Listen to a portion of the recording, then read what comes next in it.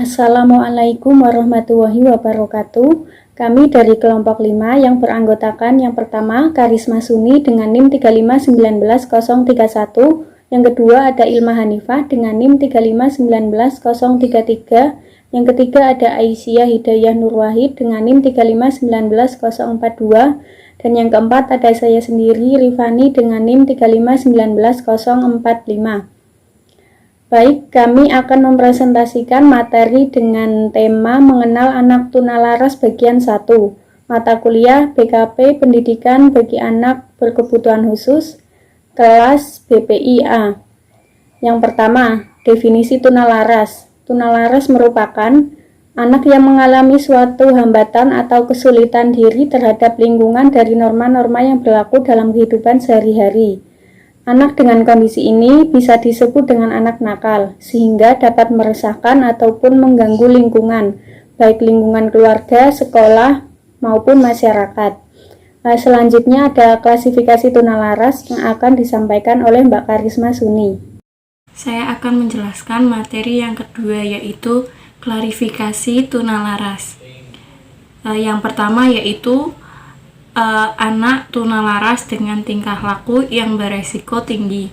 Contohnya seperti hiperaktif, agresif, pembangkang, anak yang menarik diri dari lingkungan.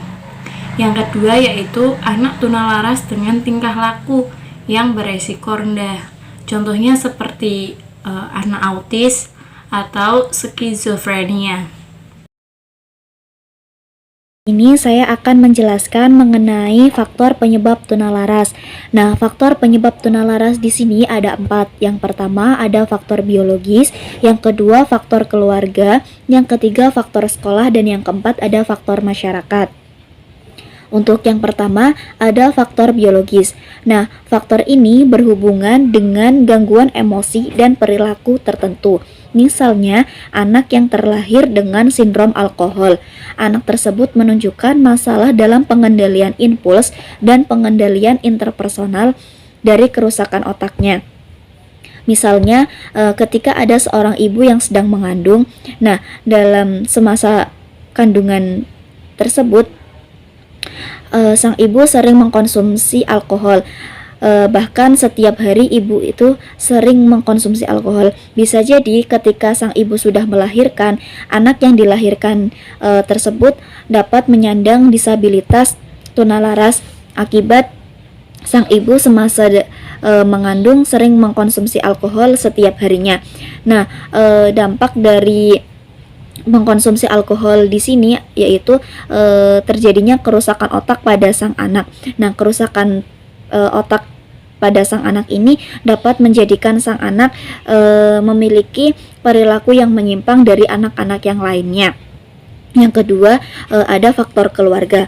Interaksi yang tidak baik dalam keluarga seperti adanya pelecehan, penelantaraan, kurangnya pengawasan, kurangnya perhatian dapat mengakibatkan atau memperburuk emosional dan kesulitan perilaku pada anak.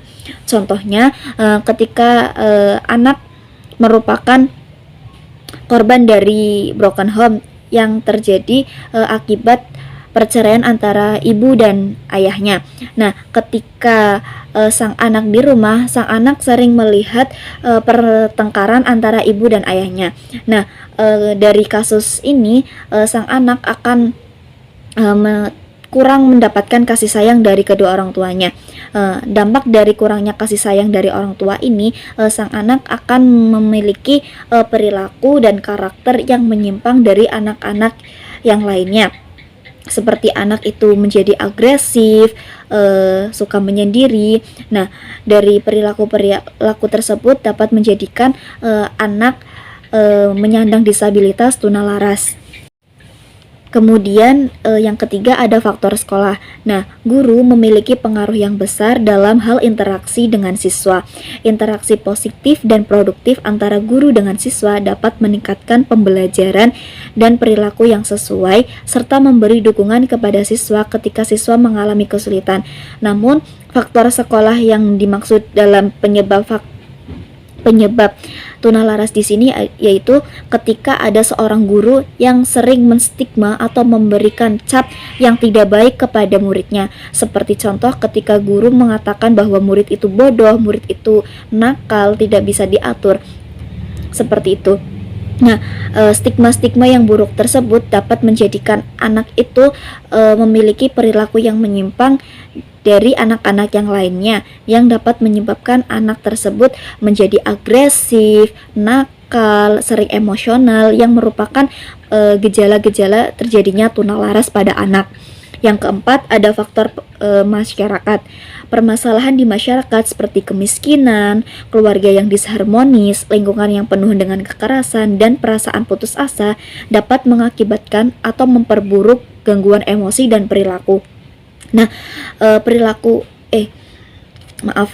maksudnya kasus-kasus sosial seperti ini dapat menjadikan seorang anak itu menjadi agresif, sering emosional, sering merasa putus asa. Seperti contoh ketika anak merupakan anak dari seorang yang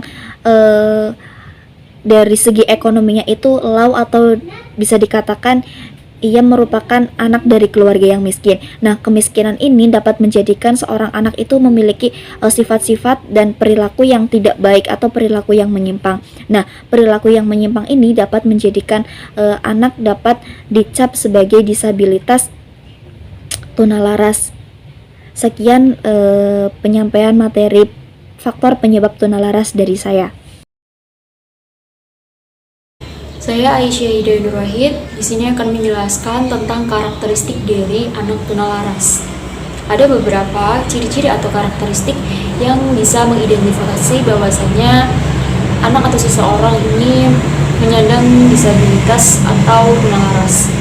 Yang pertama, secara kognitif, biasanya anak tunalaras atau penyandang tunalaras ini memiliki kecenderungan IQ yang berkisar pada angka 90. Bisa saja ada yang mempunyai kategori di atas rata-rata, namun itu hanya sedikit. Kemudian secara emosional, pada umumnya anak tunalaras ini mempunyai perasaan tertekan, emosinya tidak stabil atau mudah emosional, mudah marah, dan biasanya akan terlihat pada sikapnya yang mudah agresif, kemudian membangkang, suka merusak, dan lain sebagainya. Kemudian secara sosial, anak tunalaras atau penyandang tunalaras ini mempunyai kesulitan dalam berinteraksi sosial, kemudian sering melanggar norma-norma sosial, norma susila, dan norma hukum yang berlaku di masyarakat. Selain itu, pada umumnya anak penyandang tunalaras ini memiliki ciri-ciri atau mengalami slow learner atau keterlambatan dalam belajar, kemudian underachiever atau kurang berprestasi, dan mild intellectual disability. Nah, itu merupakan ciri-ciri atau karakteristik dari anak tunalaras. Demikian presentasi dari kelompok 5, kurang lebihnya mohon maaf. Sekian dan terima kasih. Wassalamualaikum warahmatullahi wabarakatuh.